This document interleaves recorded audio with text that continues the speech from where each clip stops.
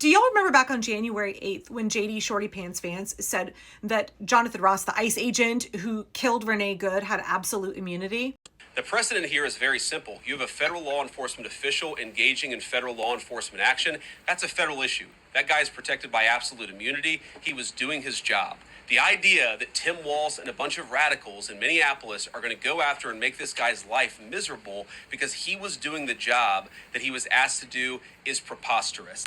That was after we all saw Jonathan Ross shoot Renee Good in cold blood, but before we found out that she had a pulse for 8 minutes, during which time ICE agents refused to allow a doctor access to her. She was not given any medical aid whatsoever. ICE agents then destroyed evidence at what is essentially a crime scene, moved her body very swiftly without preserving evidence, and then paraded her car on the back of a flatbed through the streets of Minnesota and scurried it off who knows where. After JD Vance made those remarks, I had so many people for days and days and days in my comments who were really freaking out over that statement. They kept saying, well, now ICE can do whatever they want. Now they're immune and they can violate every law and they will get absolute immunity for it. And my response at the time, which I'm not going to say I told you so right now, is why are you taking anything members of the regime say as gospel truth? Why are you pretending that they are anything but bald-faced liars? When they tell you, you no longer have these rights anymore, when they tell you, we can do whatever you want, why are you believing them? That is how authoritarians advance their agenda. They try to claim power that they do not have, and they wait and see if you will do anything about it. And if you don't, they're like, okay, we can roll right over these pussy-ass bitches. They're not going to defend their liberty. They're not going to defend their constitutional rights. We have now claimed those constitutional rights.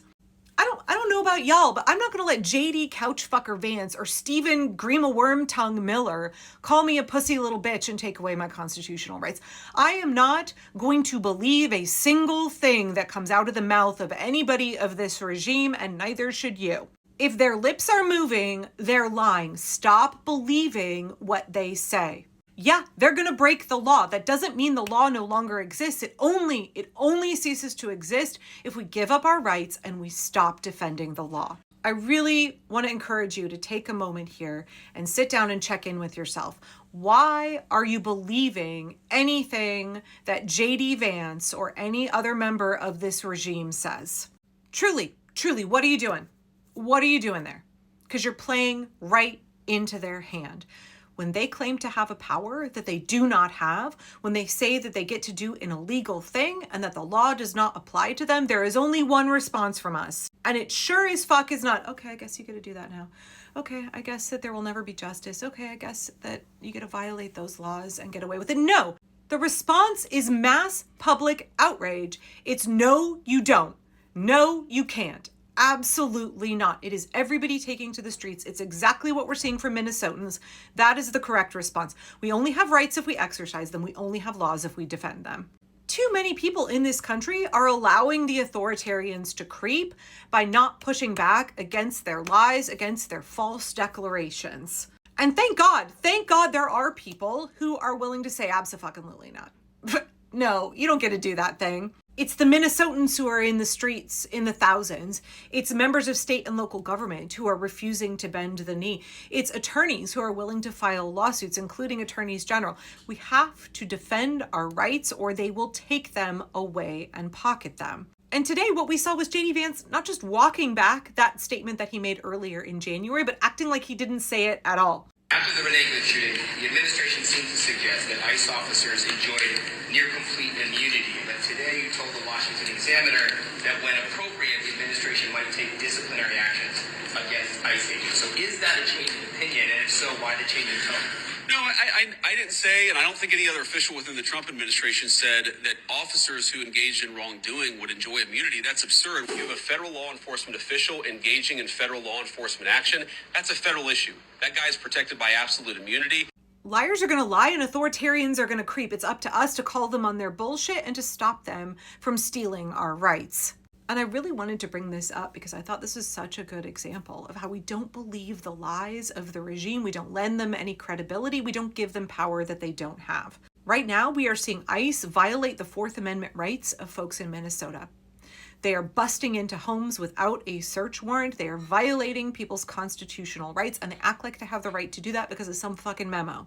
And the minute any of us are like, oh, well, there's a memo and they're busting into people's homes, so I guess that's a thing they can do now. I guess the Fourth Amendment went poof. The minute we behave that way, the Fourth Amendment does go poof.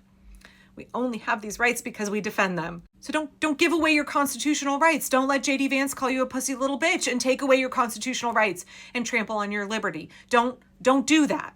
Because you know what they're going to try next? Donald Trump is going to try and say, oh, well, we don't need to have elections. In fact, a lot of people have been saying like, oh, Donald Trump is going to cancel the midterms. Why are you believing liars? Why are you lending credibility to anything that liars say?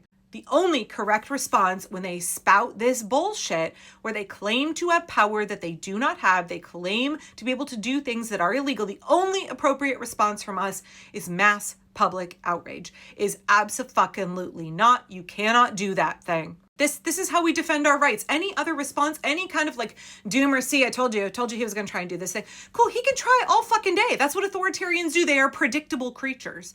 These patterns of behavior, this is predictable. We know that they're going to do this shit. They have no intention of upholding the law. They have no intention of upholding your rights. They want to trample on your rights. They don't want to be held accountable. They want to get away with doing whatever shit they want to do. Why would you legitimize that? Why would you believe that?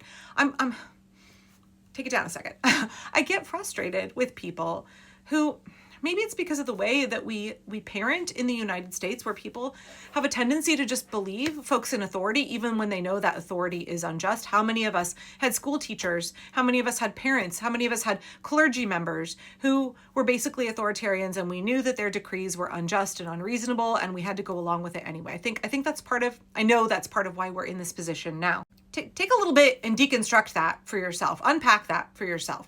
Don't listen to a single thing that they say.